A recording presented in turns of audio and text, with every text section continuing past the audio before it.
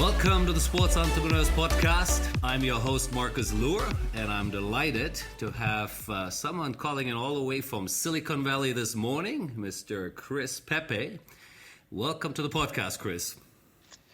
Thanks so much. Good morning to you. It's evening here, but a true pleasure to be connecting across time zones and countries and all that good stuff. Exactly. Yeah, I do that all the time. As this is my morning slot here with guests in the United States. And before we get kicking, let me just sort of quickly give a quick introduction to our audience to who you are. You're currently the Chief Commercial Officer for the US Olympic and Paralympic Properties. And that, in simplest sense, means you are working on the LA28 Olympics, which is really one of the big topics we're going to be talking about, which I look forward to so far in advance. And of course, with the Olympics, what everything was happened this year and potentially next year.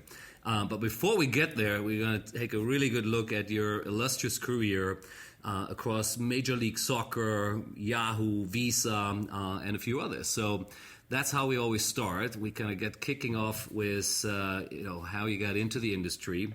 I can see you're a lawyer by training, and then of course I think you spent a couple of years in law before you got involved in Major League Soccer. So tell us about the early days. Was law, again, you saw illustrious lawyers getting into the world of sports, and that's why you took that route too, or because that's what I heard a few times already, this story, or how did you get into the world of sports? Yeah, Marcus, if only it was so contrived and planned. It wasn't at all. Right. So yeah, I'm happy to tell you the story and look forward to talking about the Olympics later on as well. So I got into sports accidentally, actually. So as you correctly said, I was a lawyer, graduated law school, was practicing law. And in one of those small world moments, I actually went back to my hometown to become a practicing lawyer. And it was a town called Rockford, Illinois. And during that, when I went back, I started reconnecting with old friends. And as it turned out, I was the junior transaction guy at this law firm, Williams McCarthy in Rockford. And they assigned me random clients, essentially. Okay. And they assigned me a client by the name of Doug Logan. Doug had been my first boss when I was in high school because I was a elevator operator and usher at the local arena, and Doug Logan ran the local arena in Rockford, Illinois. Wow. So it just really by coincidence, he became a client of mine at my law firm, and we were doing some real estate work, and I read in the newspaper that he was becoming the commissioner of this new upstart soccer league called Major League Soccer. Right. And I had no idea. I mean, we were more colleagues than anything else. I was the young guy on his accounts, so we hadn't talked about this. And I called him immediately. I grew up part of my life in Italy and had been a football or soccer fan my entire life. And I said, boy, this sounds really cool. I would love to talk to you about it. And I didn't hear from him for a while because it was a whirlwind for him moving to LA because Major League Soccer started in LA. And then he eventually called me back and said, yep, I want you. I need a guy to carry my bag, a guy I can trust. And he said, this is what I'm going to pay you. I tried to counter, and he said, no, this is what I'm going to pay you. And I need you to move to LA as soon as you can.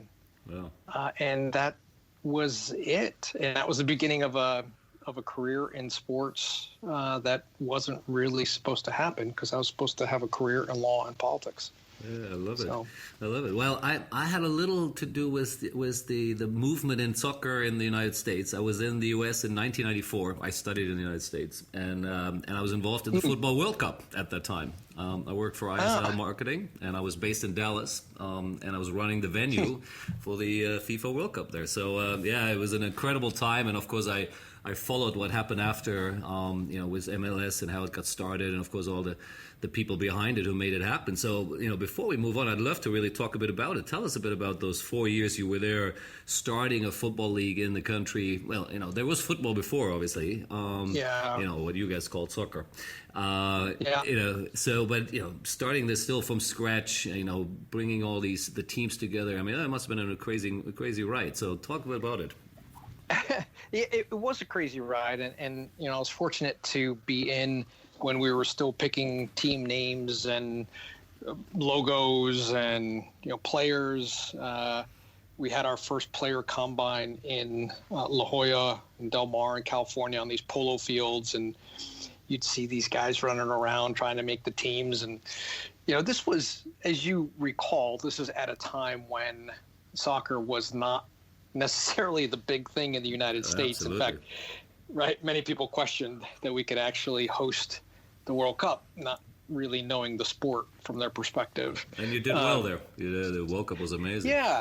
We did well. I mean, we probably exceeded expectations at the time, and it was kind of this rebirth for the sport itself. So, what we were trying to do is get a league off the ground. Essentially 90% of the staff were folks that worked on the World Cup. So it was, for a lot of them, it was a continuation of the work that they had done. For me, it was a new enterprise and opportunity to get connected to the World Cup folks, but also help to start really all the basic components of, starting a professional league. And, team names, uniforms, players, venues, fans, tickets, broadcast deals, all of the things that you take for granted today when you start a job with a sports enterprise. We started from scratch at the time. So I believe Lamar Hunt was one of the co-founders, right? Correct? Yeah. So, and that was one of the amazing things, Marcus. You're sitting around this table and you've got Lamar on one side and you have Phil Anschutz on the other. That's right. You've got Bob Kraft across the table, a guy by the name of Stuart Subotnick from Metro Media in New York, who was the chairman of our board at the time. I mean, you had these titans of sports industries sitting around the table trying to figure out, and mostly American football guys, how do we make this soccer thing work? Robert Kraft and Lamar Hunt both had their sons at the table who really, really bright, great guys who knew a little bit more about soccer as a sport and were kind of helping to lead the charge here too. But really interesting conversations with, and obviously, Alan Rothenberg was there as well and knew so much coming out of the World Cup. So did your Italian sort of, I guess, you have an Italian passport, I believe, as well, right? So did that sort of help to, bring some of that soccer, passion which you had with it, I guess, or? I think one of the interesting things about sports is, yes, I was a fan of the sport, but no one was asking me to lace up the boots and do anything on the pitch. Right. They were more interested in what I could do off the pitch around, legal contracts and some of the business operations. So I think it helped in this, just having offline conversations and enjoying being at matches and talking about the matches, but it didn't really help. From a business perspective, it was a nice to have. Yeah. Well, interesting. Well, I mean, you obviously then you moved on from there. We could probably spend the whole hour just talking about the MLS here. And maybe the last one is obviously looking back now from where you started and where the league is now. I mean, any comment on that before we move up the list here? Yeah. So I think just briefly, I think for the folks that were there early on, they were really, really difficult 4 years. We were really never certain whether we would actually make it the longer term, and it was trying times because we were always trying to fund this enterprise. And I think that part of the legacy of the first people there was the ability to keep it alive during those difficult years, and then through the transition from Doug to Don Garber. And Don really getting his hands into it and his footprints all over it. I think that, he experienced some early difficult years too. But look, I think they've done an unbelievable job of taking the reins from those early years to grow it into a long-term viable sports enterprise that it is today. Absolutely. And you really have to credit also the early owners that are still part of this, because they really stuck it out and saw it through. And we all owe them a debt of gratitude. If you're a soccer fan in the U.S., sure. they're largely responsible for getting us here today. Their vision was amazing, absolutely. Yeah. And it is a great league now. There's no doubt about it. With huge attendances across the country, and of course new teams coming up everywhere. And one of my old buddies is actually running one of the teams in I think the new one in Nashville. Mr. Ian Eyre, he's the CEO. Oh yeah. So now let's moving on here, and I won't touch on everyone, but an interesting one you were involved in was Yahoo. Of course, big player at that time, maybe less, a bit more marginalized maybe now, with Google and others. But at that time, it was a big player in the early 2000s here. Tell us a bit about your days there.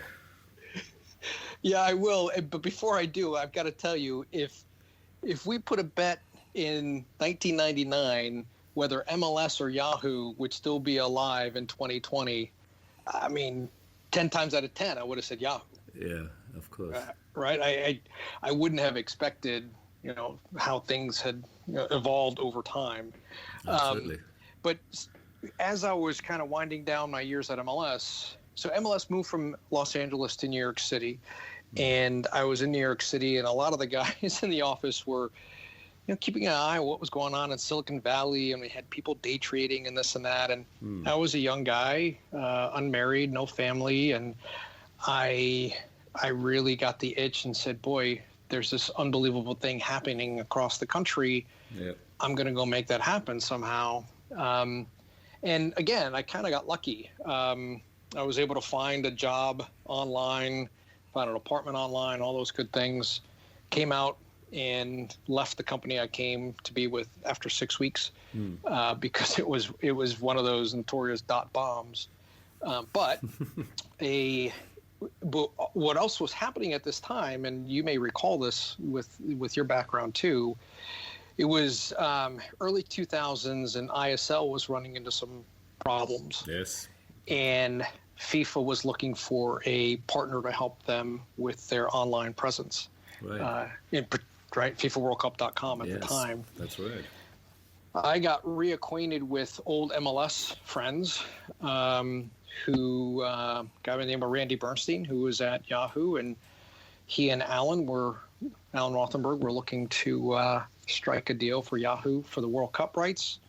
And I was here and available, and they asked me to come in and oversee basically the sales side of the joint venture with FIFA. So we got to know the FIFA team well, and then we stood up the first global sales enterprise for Yahoo, and it was all around the World Cup.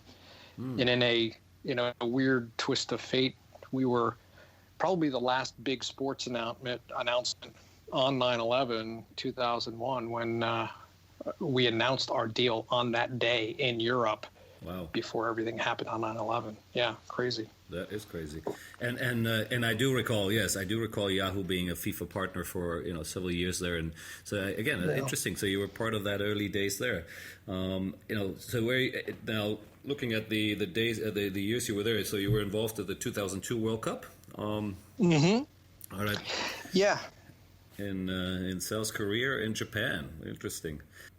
Yeah, Japan and Korea, and I think at the time too, Yahoo had interesting business operations in Japan because it was a different structure. So it really, for us as a business at the time with Yahoo, created some interesting moments for us as we had to negotiate with FIFA, since it was a bit of a joint venture, and then with Yahoo Japan, which was also a bit of a joint venture, and then our friends in Korea. But we were very fortunate. We had a great run, and businesses were really just starting to adapt to marketing and advertising online. It's crazy. I mean, it was, 18 years ago, but it was starting to happen. Yeah. Interesting. So now then you also spend a couple of years before we get to sort of the Olympic part here slowly. You spent a couple of years with Premier Partnerships, which I believe probably my good friend Jeff Marks must have been around at that same time. Or did you do some work with Jeff? Or no, okay. Jeff came in when I left. Oh, right. Interestingly enough. Okay. But I do know Jeff, and so let's see. Again, my partner in crime at Yahoo, Randy, left Yahoo and decided to start up Premier Partnerships. All right. And we were past the World Cup. We had some issues going on with the Women's World Cup, and it was a good opportunity to try and start something from scratch again. I'm not quite the serial entrepreneur that you are, but I certainly like to get involved with things at the early stages. Yeah, you do. And so we, again, it was one of those opportunities to help stand up an agency and really get it up and running. This time back in LA, right. And it was with Randy and Alan again, and they've done a tremendous job. Early on, it was all about naming rights for stadiums, right. And still a large part of their business. But I think they've really grown their consultancy, and I think are supporting a lot of the cities as they start to pitch for the 2026 World Cup here in the U.S. Yeah. So interesting. Now that led then to a very long and I'm sure interesting time with VISA. And from what I can see, that was again mostly around, well, not mostly, but it was definitely around the Olympics. Of course, VISA also became a partner of the of FIFA and many other properties. So let's dig a little bit into that before we go into, of course, LA28, because it's a natural flow here. So, sure. Going a bit from a more, sales side and coming in from an agency side, having worked, starting up a football league, and now you're truly in the, and Yahoo, I guess, was a corporate world as well. So I guess you had a bit of time there. But VISA again is a big global player. How did this sort of start, and what was the fun parts you had with VISA here, being on the client side? So. It was fun to be back on the client side where, as you may know, on the agency side, you're waiting for people to call you back. Some do, some don't. You never know when you're going to get that next conversation. That's right. When you go to a big blue chip Fortune 100 company, everyone calls you back and everyone wants to talk to you. And look, I mean, you're suddenly the most popular guy at the party, right? And so that was definitely a transition. I grew up to never forget my roots, and certainly never let that get to my head. But it was definitely a change, a transition. And what really changed from a professional perspective is, instead of selling outside, you're selling inside. So you spend a lot of time at these big companies, basically trying to sell, convince, analyze, deduce opportunities for the company that are going to help your bottom line. So I was fortunate. I left from Premier straight into VISA. At the time, as you say, we were not a World Cup partner. We had the Olympic Games, the Rugby World Cup, and a number of entertainment properties.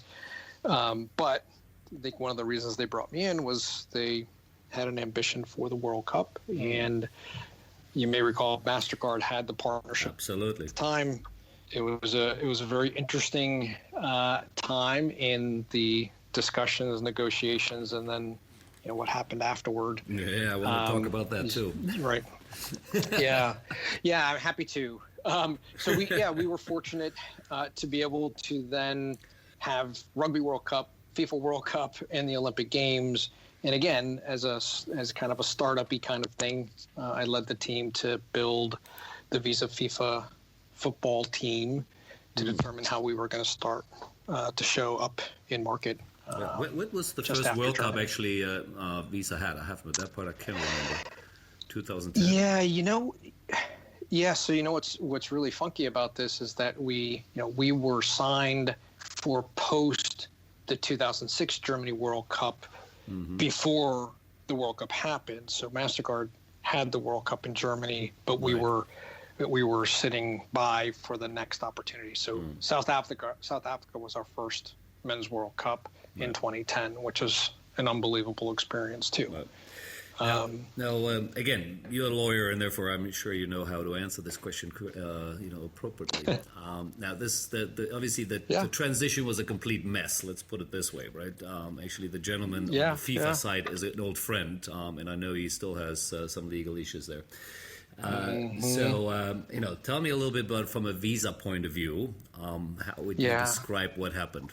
Yeah, I mean, look, you can appreciate that Visa, as a very conservative financial company, that everything is by the book and in black and white. And, we certainly on our side made sure that we checked everything and that there were no restrictions or issues, and proceeded as we thought was fair game to have discussions and negotiations. So it was really interesting because we saw it from our perspective. I wasn't close to the guys at MasterCard, and I'm sure they saw it from their perspective. And then you had an organizing body in between, and they were doing what they were doing to get their maximum opportunity across the finish line. It was really challenging, I think, for both companies because, as I said, conservative financial companies, number one, boards that are highly sensitive to any sort of controversy. Yes. And so, both of us, I'm sure, were reporting on the legal proceedings and where this might end up next. And, a few of the guys that got mixed up on that on the FIFA side, they're great guys, still good friends, and I don't think meant to do anything that was not proper. So, I mean, that's all I can really say. We were fortunate to come out on top at the end of the day because of some settlement that happened between the two other parties. But it was tough. And as you can imagine, when you invest in a large global property like this, it's not how you want to start your relationship. Yeah, exactly. So we had a lot of work to do internally, again, to make sure that there was trust that was regained and people were feeling good about the property again. And then externally with consumers who, I think mostly quickly forgot some of the legal issues that happened along the way. I mean, and fair enough. I think we, again, this could be another hour just on that topic alone. Actually, I will have the other gentleman we're talking about here on the eventually on it. He has already lined up, but he said he needs a little more time. So this will be a topic we're digging in deeper and to hear it again from his side, right, from the other side. But before we get there, now, again, Visa obviously is involved in so many different facets of sports. So talk us a bit from, what's the ultimate reason FIFA is in it? I mean, I know it probably, but, I'd love to hear it from you who spent, almost 10 years there in Visa. What drives it? I know it spikes revenue and usage and everything, but, there must be more to it. Yeah, so... without getting overly technical on this, Visa has had a very long and storied relationship with the Olympic Games, and I think in large part, at least while I was there was a strong belief that the growth of the Visa brand was at least partially attributable to the relationship and partnership with the Olympic Games, right? So as the brand grew and it was able to gain positive brand attributes and equity from the Olympic rings, there was a belief that the Olympic Games were paying off in a big way from a brand perspective. And with Visa, it's really the banks that have the relationship with the consumers. So the ability to pass through rights to the banks for them to activate was critical. Right. The FIFA opportunity was a little bit different in the sense that the brand had grown, but debit was really kind of the next great big thing. And there was a feeling that with the World Cup that we would be able to reach a different consumer base, extend our growth in countries that the Olympics maybe weren't as popular as football would be. So there was a belief that there was a strong complement between credit and debit, so more affluent and more day-to-day. And Olympics, very strong U.S. and Commonwealth countries for a large degree, but football would help us in Latin America and Africa, and some of the continents where we were still trying to continue to gain momentum and grow share. So the idea was we'd bring them together and work through our banks and be able to extend our footprint and continue to grab share, not from MasterCard, but from cash. Right. Because for anyone that works at Visa or MasterCard, that you're always looking to displace cash, not each other necessarily. Right. Okay. So I would say with the running start from the Olympic Games and this core belief that sponsorships can work in the business model that Visa had with the banks and the pass-through rights, that the World Cup would be a tremendous compliment and opportunity for us. And, again, in my time there, it was certainly true. Our first World Cup was in Africa, and it paid out in spades. We felt very, very strongly about the success of it, so much so that we had signed originally for 10 and 14, and before I left, I ushered in the renewal to get us through this next World Cup in 22. Yeah, excellent. So when you were there, if I'm looking good, so you got the 2010 World Cup, you had the 2012 Olympics in London, so you were all part of those, operations in some sense, or? Yeah, so we had, let's see, just the quick rundown. I think it was something like Germany for World Cup in 06, and then we had Rugby World Cup in Paris in 07, I think. Beijing Olympics in 08. Of course, yeah, Beijing. And then, right, and then we had, then we had the World Cup in 2010. We had Torino as well, Vancouver. Right, yeah. Winter Olympics, that's right. Winter Olympics, yeah. So, I mean, it's when you're there, your year looks like it's Winter Games, Super Bowl, World Cups, and then all the other things that we did, right? So it was really a time when Visa was invested in a lot of sports and entertainment. So, yeah. I mean, one thing I always have to get myself, when I go to these major events as a representative, or, in some fashion, you kind of have to snap back to reality, right? Because these events aren't real, right? In a sense, right? It's all that VIP entertainment, and everyone runs after you, right? And all the stuff which you have, and especially as a major sponsor. I mean, it would be even more than on the agency side. So how do you do that? How do you balance going back to the real world after an Olympics and a World Cup every 2 years? I think for me, it's not really been an issue, but I have seen where people, post events, especially if it's the one that you're going to do as opposed to doing multiples, that there is this hangover, after party, depression. Yeah. What's going to be as great as that? The good thing about being at a place like Visa is, well, it's going to be as great as that as the next one that we do. Yeah, exactly. Right? The next one's in a few months. So you're always you're planning, years out. So Absolutely. By the time you get to the event, you have done so much planning. And I think I did from San Francisco to Johannesburg. In about a year and a half, I think I did 14 different trips. And that's a long way to go. Yeah. So by the time you get to it, you're exhausted. Everything's locked in. You just got to get through the 30 days. Yeah. And, then you're kind of relieved. You're like, okay, let me breathe before we get planning on the next one. Yeah, awesome. I love it. Well, like I said, 10 years or 9 years there at Visa, there's tons of story, I'm sure. But we want to get to LA28, which is, of course, another 8 years now into the future here. But before we get there, I got to share my own little 1984 LA story here. Which is quite cute. So at that time I was 16, young boy in Germany, and of course the time difference there means most of the stuff happens in the middle of the night. So I remember having a TV in my room, in front of my bed, and I watched the closing ceremony with Lionel Richie singing all night long. And I was having tears in my eyes. I was, tears streaming down, watching him sitting there, and of course this amazing closing ceremony on the back of it. And I could never work out why I was so emotional about sports. Now, 30 plus years later, I know why. This is somewhere, it's just sports in my DNA, but it was the weirdest thing. I've always had those moments, and I do recall this, not just because we're talking here, but this is one of those stories which is always in the back of my head. Watching that particular closing ceremony there and how emotional it was. So what is your memory of 84? And then we go into 2028.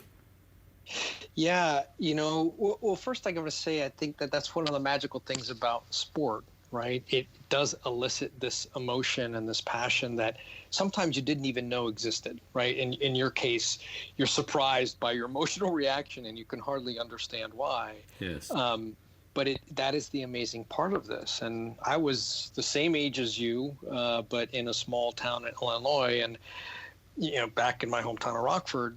And I just remember that this was this moment that was larger than life. Like it seemed like this unbelievable other world, and not even recognizing that it was so much in my own country. It was more just this thing that was bigger than anything I could ever really imagine. So it was an interesting time for me, just in appreciating the magnitude of something like this. And for me, the bigger moment was the US hockey miracle in Lake Placid. Right, okay. That was more the moment for me where it was like, oh my God, this is an unbelievable moment. Right, okay. Yeah. So, but everyone does have a story, and I do think that these big events, they tend to seed that next generation of sports and entertainment enthusiasts and executives. Absolutely. It's one of the exciting things about the opportunity. Yeah. So let's talk LA28. I mean, first of all, you just recently launched the logo, which looks amazing. I love the way it changes and the different motives to it. Let's talk about that for a minute, and then I really want to hear how you guys are planning 8 years out. The vision, the big picture around it. But let's talk a bit about the logo. How did that come about, and what's the tell us about the meaning, etc. Yeah, I mean, so there's a few things here, right? And I think what people saw at the end was the culmination of over 2 years of hard work and understanding what would resonate with kind of the next generation of fans. And that's really a big part of this.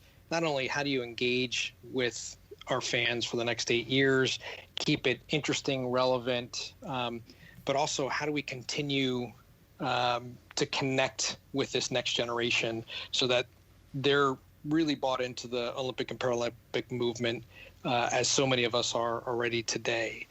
They want to participate in the storytelling, right? They don't want to just be a kind of someone sitting by and consuming the event. They really need to and want to be a part of it and in the center of it. And maybe equally as important is this idea of self-expression, right? So how do you get involved with a movement, a games, an event, a mark where you can actually express yourself as part of that as well. And when we were doing the work, we recognized that LA is so many different pieces of the world. Yes. It's not just one LA. It's kind of stitched together from many different parts. And we saw an opportunity, quite frankly, to help drive community and bring people together and give them something to celebrate around. That was a big, this big idea in a moment, by the way, where the Olympic Games is, even with everything crazy that's going on in the world, we're still the optimistic platform for fans and athletes. We're the place where you want to see humanity get together on a world stage in a peaceful, friendly way. So pulling all of this together and knowing that LA is this kind of center of optimism and creativity, the idea was, how do you form a mark that will continually evolve over 8 years and allow our fans and the communities to participate and make the mark theirs? Right. Okay. right? Cool. So there will be further iterations of it. Is there? So Yeah. Yeah. All right. Okay. So it's like a living and breathing mark in a sense, is it? Absolutely. Right. That is I like the intention. So we launched with our, basically a series of marks with help from, some co-creation for the marketplace. But the idea is that there's a story behind what the games or what LA means to you, right, and it helps shape the artistic impression of what the A is, right? This constantly evolving mark. So nice. yeah, I like that. that's the idea. I tell you, it's a big move. We believe in the right direction for the IOC. This, as you can imagine, is not a traditional approach, but we're about being a little unconventional and trying to do things a little differently. Oh, I love that. And that's what, 84 LA, everyone still talks about it, how it was such a game changer at the time, right? And therefore, I have no doubt that 28, again, the marks are set very high, or at least the expectations are set very high, right? That doesn't mean that hopefully next year we're going to see an amazing, Olympics in Tokyo and similar Paris will, I'm sure, create again another tremendous experience. But yeah, I think LA is it right now. This sort of now, as I said, 8 years out, it's a long time. I mean, for anyone, that's a lifetime in many ways. So how do you plan that far ahead, especially now in your world on the commercial side? I mean, can you really start talking to people about, hey, would you like to be a sponsor in 8 years from now? They're like, why don't you come back in maybe 4 or 5 or 6? Yeah. No, look, it's a really good question. I think the first thing is just to demystify what we're out there with, because as the properties group, we represent the US Olympic and Paralympic Committee, right, Team USA, and LA28. So this is, yes, in large part about driving revenue for the LA Games, but it's also about funding Team USA, athlete performance and development in all of the games leading up. So Tokyo is as much our responsibility from a commercial perspective as LA28 is. So that's first and foremost. But the second part of it is, when you look at partnerships, we're certainly not inventing the idea of long-term partnerships. Those have been around for a long time. And as we discussed earlier on the call, I did 2 8-year deals when I was at Visa on the World Cup. So those are not new.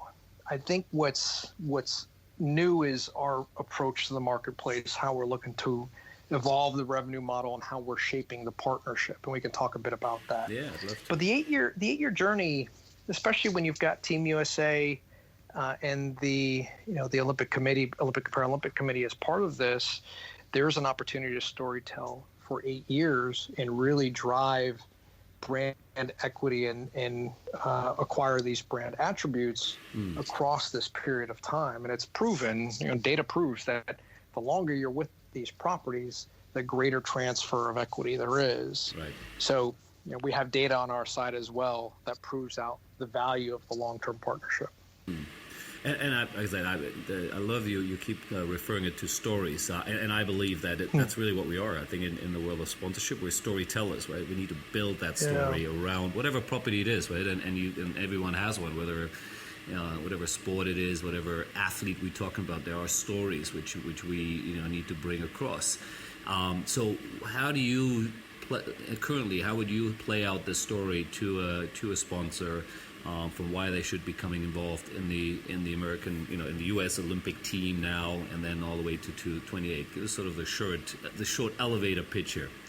Yeah, and I'll give you some elements of this, because really a large part of this for us, and just for context, I've been at this now for 2 years, and so it's been a long period of time to help us drive a strategy and develop our approach to the marketplace. And we're out there talking to a lot of great companies.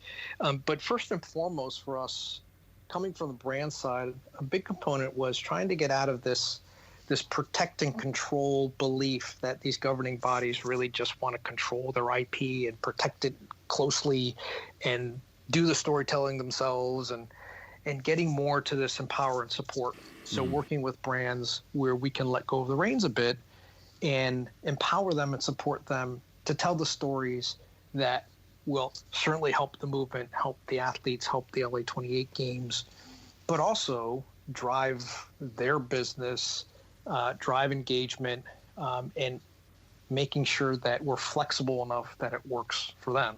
And that, it sounds like such a simple concept, but coming from the brand side, I can tell you my experience has been that that's not always how governing bodies tend to look at partners. Right. Oftentimes it's, here's your, you pay the cover charge, and now that you're in the bar, we're going to keep selling you or trying to sell you different drinks to get you to pay more and more. Our approach is a little bit different. We have a lot of inclusions in what we're providing to the marketplace, and really have worked hard over the last 2 years to let go of the reins a bit. And that's, look, if nothing else, I think the brand work shows that we're open to working with partners in many different facets to co-create and be a part of this long-term storytelling with us.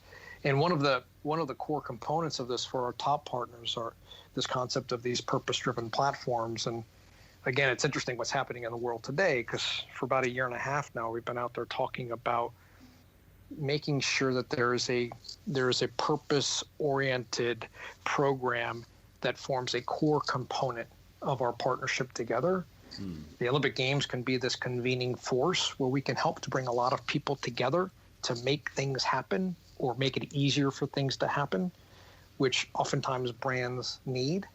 But how do we stand for good? How do we stand for something meaningful and long-lasting together using the Olympic access and equity and the brand's innovation and ideation to marry these things and do something big? Because if we just host the spectacular games, we will have missed an opportunity to do something big to change the world to a world that we want to see.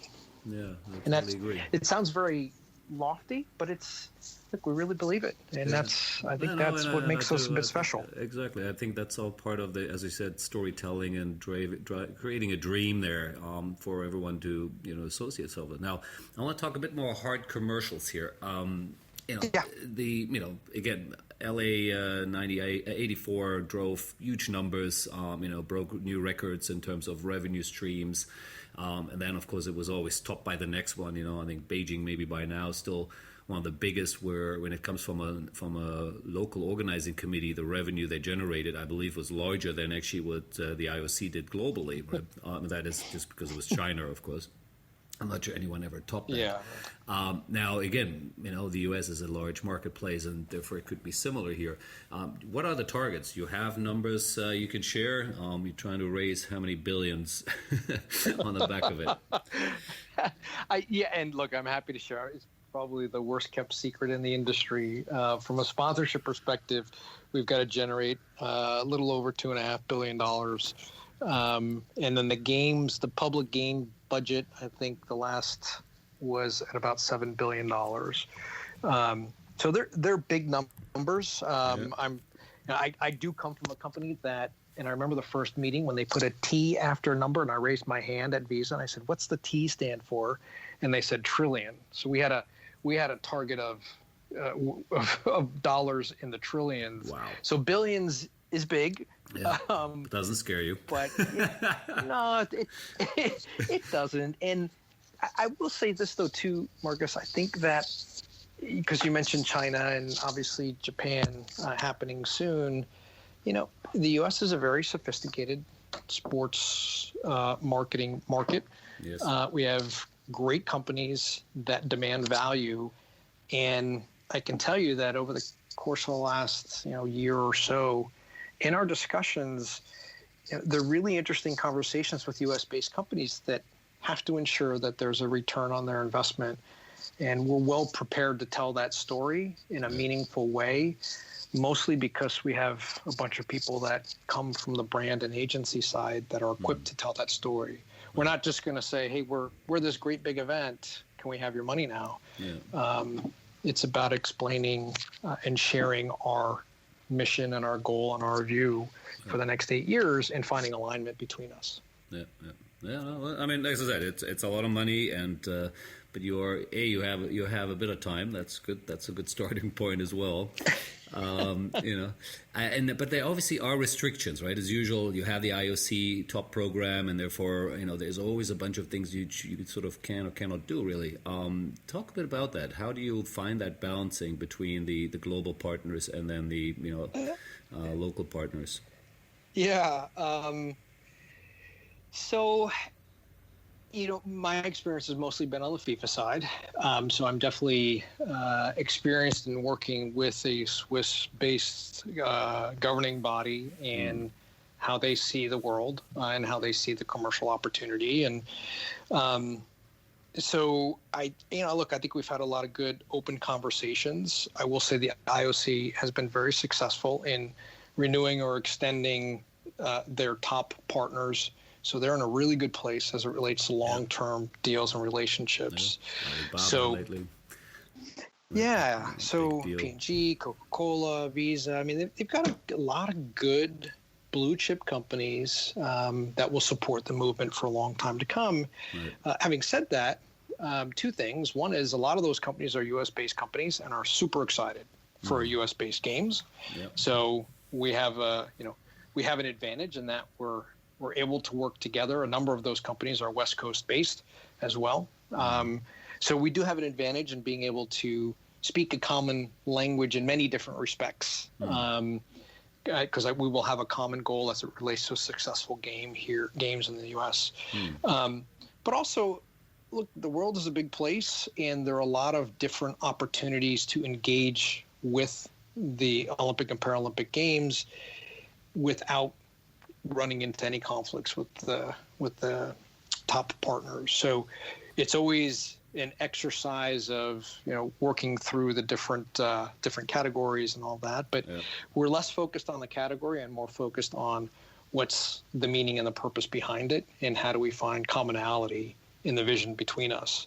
Right. And with that approach, you'd be surprised. We have a lot of great conversations with companies that you'd want to be associated with.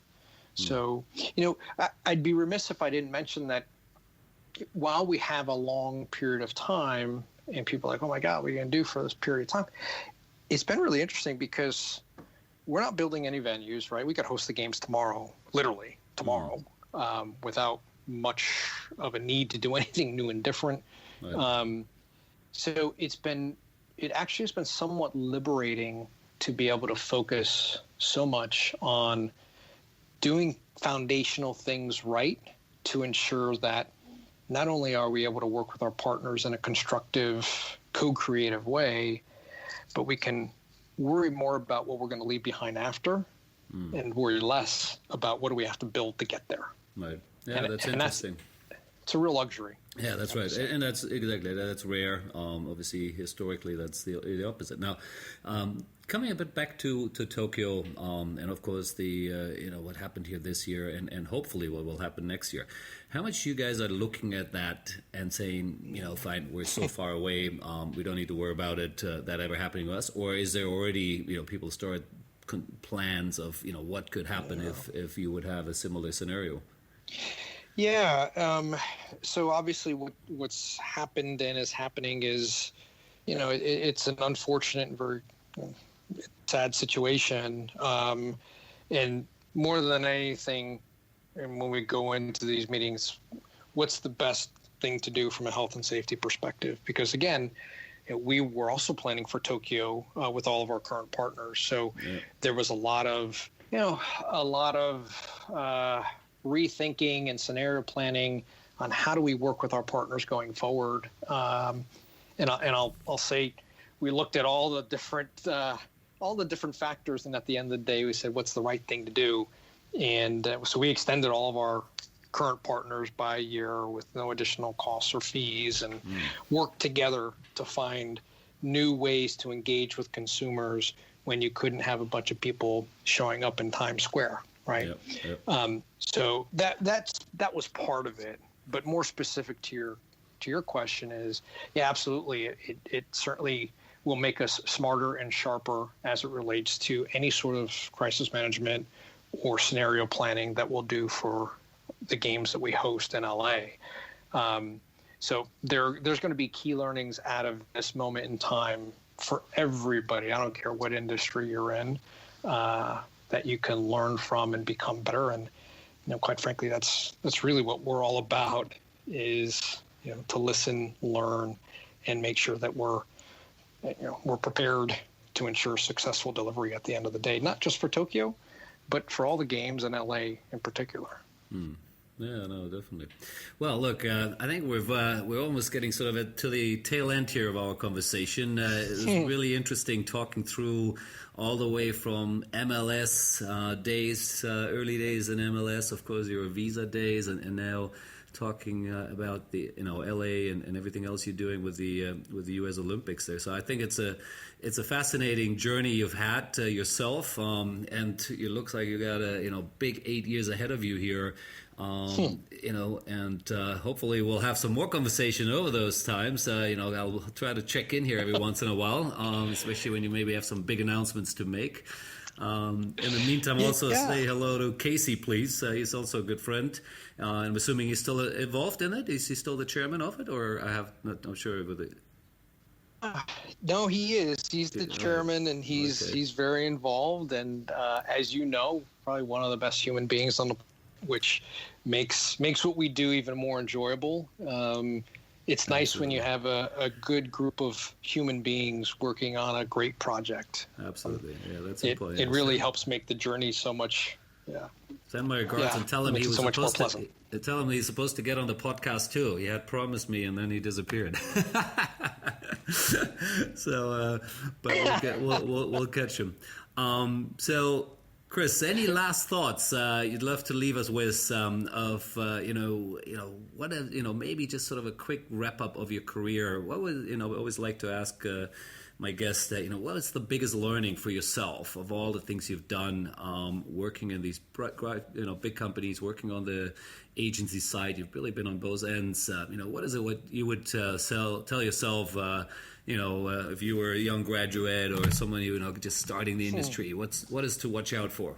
Well, I guess mine's probably more personal than professional in that regard. I think that I'd make sure that I would tell myself not to take myself too seriously, and to make sure that the guy you see in the mirror is the guy that you want to see, and that you're shaping yourself personally and professionally into the person that you want to become. Sports is a great place. Sports and entertainment is a great place to be professionally. You can really enjoy your work, but it takes a lot from you because you're talking weekends and travel, and they're not traditional hours, right? So you get cool swag and interesting seats and tickets, but it's a lot of hard work. And I would say make sure that you always stay grounded, because I've certainly worked for people that have had the corner office and they start to think that they're the talent. And that's not the case. You're there to help drive the industry and the business. But I'll tell you, you can be a really great person and do great work. You can do this with respect and admiration for your colleagues in a collegial way. And no matter what athlete might recognize you, or what property you might negotiate with, or what VIP pass you might have, you're still a part of an industry that thrives on teamwork. We're in sports, so teamwork is what makes it happen. Teamwork makes the dream work, right? And I would say that for those people that are in the industry or want to be in the industry, just remember, as you're enjoying the journey along the way, that's always going to work out for you. Do it in a way that's big-hearted and respectful, and the universe will pay back in spades. And I've accidentally landed in and I think it's because I've tend to approach this industry and the people that I work with respect and admiration. And I just, I hope a lot of people continue to do that, especially when the world is such a crazy place. That's for sure. Great, Chris. I think that's a perfect way to wrap this up. Again, thank you so much, and have a good evening there in Silicon Valley. Again, hopefully we'll be able to do this again here. I hope everything goes well there with your preparation for next year for the Olympics in Tokyo. Let's hope that first of all it will happen, of course, in all the right ways, and maybe we'll catch each other there. That sounds fantastic, and anytime I'm always happy to talk to you, and enjoy the rest of your day on the other side of the world. Thank you, Chris. Good. All right, have a take good care. evening there. Thanks Cheers. again. Thanks. Bye-bye. Bye-bye.